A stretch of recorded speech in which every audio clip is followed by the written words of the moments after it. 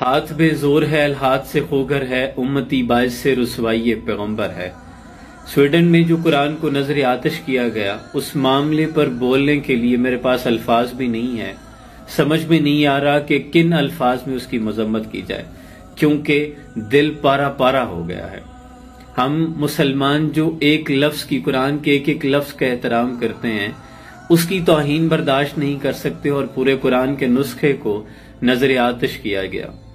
پہلی بات تو یہ ذہن نشین کر لیں کہ قرآن کی حفاظت کا ذمہ خود اللہ نے لیا ہے، اور ہمارے صوفیہ اکرام علماء نے اس پہ بہت لکھا ہے کہ قرآن کو نسخہ جب جلایا جاتا ہے یا اس کی توہین کی جاتی ہے تو قرآن میں سے اللہ اپنا نور اٹھا لیتا ہے، وہ صرف دنیاوی آپ کے لیے ایک ورق رہ جاتے ہیں۔ حضرت اقبال کہتے ہیں کہ یہ راز کسی کو نہیں معلوم کہ مومن کاری نظر آتا ہے، حقیقت میں ہے قرآن۔ تم نے خود بنایا پرنٹنگ، ان کتابوں کے وقت تو جلا سکتے ہو، لیکن وہ جو پورے کا پورا مومن قرآن نظر آتا ہے، ان کے دلوں میں سے کیسے ختم کر سکتے ہو؟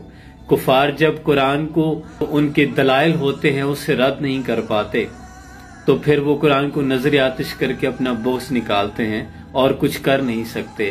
کوئی ایک صورت ایسی لا کے دکھائے تو صحیح، قرآن کی تو مثل ہی نہیں ہے، اس کا تو ایک ایک لفظ زندگی بخشتا ہے۔ لیکن اگر قوت ایمانی ہو تو 313 کا لشکر کافی ہے، ورنہ تو 57 ممالک کا اسلامی اتحاد بھی کچھ نہیں کر سکتا۔ اس وقت تمام امت مسلمہ کے جو تمام ممالک کے ارباب اختیار ہیں، وہ زبانی جمع خرچی سے کام لے رہے ہیں۔ زبانی جمع خرچی اور اس کی مذمت کا معاملہ ہم پہ رہنے دیں، کیونکہ ہم کمزور لوگ ہیں، کچھ کر نہیں سکتے۔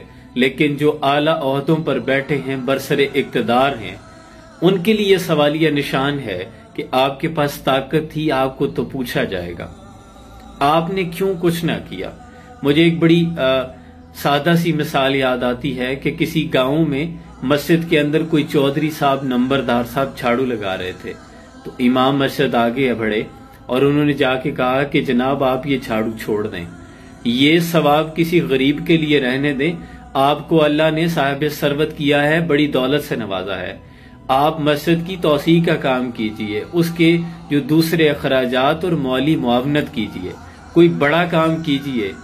یہ صرف جمع خرچی سے زبانی مذمت کرنے سے کچھ نہیں ہوگا۔ آپ کے ذمہ ہے کہ آپ اس کو جو اس کا حق بنتا ہے، جتنی مذمت، ان تمام لوگوں سے بائیکاٹ کریں اور اس کو ایک بڑے لیول پہ اٹھایا جائے۔ کیوں آئے روز قرآن کی یوں بے حرمتی کی جاتی ہے اور ہمارے مسلمانوں کے کلیجے پھٹ جاتے ہیں؟ حضرت اقبال نے اس پہ بڑے ٹوٹے دل سے لکھا ہے کہ بت صنم خانوں میں کہتے ہیں مسلمان گئے، ہے خوشی ان کو کہ کعبے کے نگہبان گئے، منزل دہر سے اونٹوں کے خودی خان گئے، اور اپنی بغلوں میں دبائے ہوئے قرآن گئے۔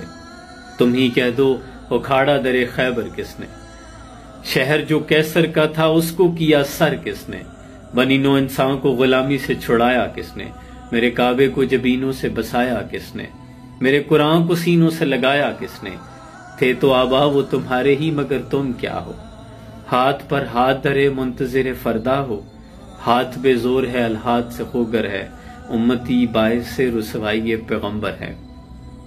ہم صرف اس پر مذمت کر سکتے ہیں۔ مجھے تو یہ سمجھ میں نہیں آتا کہ مسلمان اس وقت جس قسمہ پرسی کی زندگی بسر کر رہی ہیں، اس سے مر جانا بہت بہتر ہے۔ ہم اس کی مذمت کر سکتے ہیں، لیکن ارباب اختیار سے گزارش ہے کہ خدا کے لیے آپ وہ کریں جو آپ کا فرض بنتا ہے، اور جتنا آپ کا قد بلند ہے اتنی آپ کی آواز بلند ہے۔ اللہ امت مسلمہ کی حالت زار پہ اپنا فضل کرے۔ آپ سے فریاد ہے گنبد خضرا والے، کعبے والوں کو ستاتے ہیں کلیسا والے۔